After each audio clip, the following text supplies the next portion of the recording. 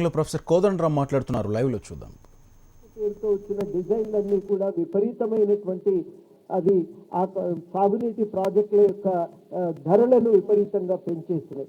అంతేగాక ఇవాళ ప్రజలందరికీ కూడా అవసరాలను అన్ని జిల్లాల్లో కూడా అవసరాలను తీర్చగలిగేటువంటి రీతిలో ఈ పునరాకృతి ప్రాజెక్టులు లేవు. వీటి వల్ల కాంట్రాక్టర్లకు మేలు జరుగుతున్నది, కానీ ప్రజలకు కావలసిన సాగునీటి అవసరాలు సమగ్రంగా తీరే పరిస్థితి కనబడటం లేదు.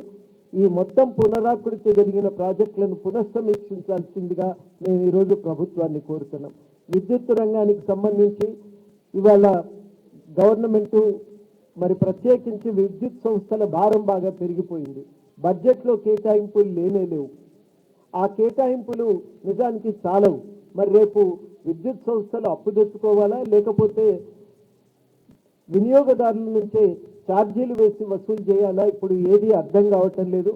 ప్రభుత్వం జాగ్రత్తగా విధానాలను సమీక్షించాలి.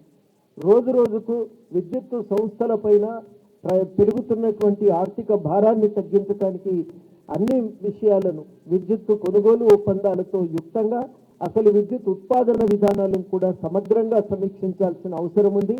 అదే కనుక జరగకపోతే ఈ భారం బాగా పెరిగిపోయి మొత్తంగా విద్యుత్ సంస్థలు పతనమయ్యే ప్రమాదం ఉంది.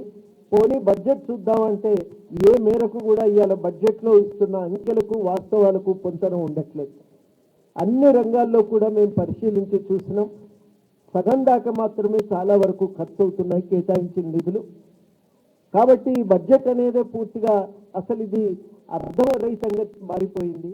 ఇచ్చిన కేటాయింపులకు జరుగుతున్న ఖర్చులకు ఎక్కడా పొంతన ఉండలేదు. సామాజిక రంగాల్లోనైతే సగానికంటే తక్కువే ఖర్చు అయింది.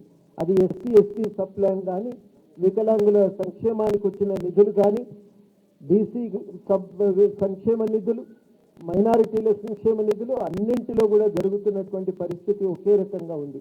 మహిళా సాధికారత విషయంలో చాలా జరగవలసి ఉంది.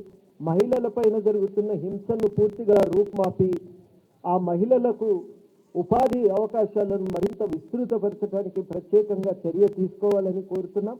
వ్యవసాయ రంగంలో కూడా చిన్న సన్న రైతులకు మరి పూర్తి ఇంకా అవకాశాలను పెంచే విధంగా ఇవాళ ప్రభుత్వ విధానం అనేది తయారు కావాలనేది కూడా మాకున్నటువంటి ఒక అభిప్రాయం.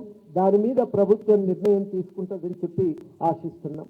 ఇకపోతే ఆదివాసులు గిరిజనులకు సంబంధించి భారత రాజ్యాంగం కల్పించినటువంటి చట్టాలను సమగ్రంగా అమలు చేయాలని కోరుతున్నాం. ఇవాళ దాదాపు అవి మొత్తంగా కూడా అడుగంటిపోతున్నాయి. తెలంగాణ సినిమా పరిశ్రమను పునరుద్ధరించడానికి ప్రత్యేకంగా చర్యలు తీసుకోవాలి.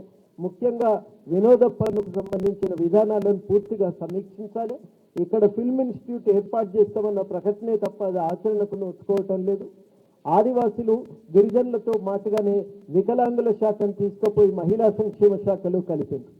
ఇలా వికలాంగుల శాఖను వేరు చేయాలి. వాళ్లకు న్యాయసమ్మతంగా లభించిన రిజర్వేషన్లను అమలు చేయాలి. అంతేకాదు మేము కోరేది ఏమంటే బ్యాక్లాగ్ పోస్టులు ఏవైతే ఉన్నాయో అవి తక్షణంగా ప్రకటించాలని కూడా కోరుతున్నాం. ఉద్యోగులకు సంబంధించి కూడా ఇప్పటి వరకు ఏరియర్స్ విడుదల కాలేదు. పెరిగినటువంటి గ్రాట్యుటీ కూడా ఇప్పటి వరకు రాలేదు. వాళ్లకు బదిలీలు ఎక్కడికక్కడ పూర్తిగా నిలిచిపోయినాయి. హెల్త్ కార్డ్స్ ఇచ్చారు కానీ అవి చాలా హాస్పిటల్లో పనిచేయటం లేదు. ఉద్యమకారుల ఉద్యోగస్తులకు ఉన్నట్టే జర్నలిస్టులది, అడ్వకేట్లది అదే పరిస్థితి. చాలా మంది జర్నలిస్టులకి ఇప్పటికీ అక్రెడిటేషన్ కార్డు రాలేదు. అందరికీ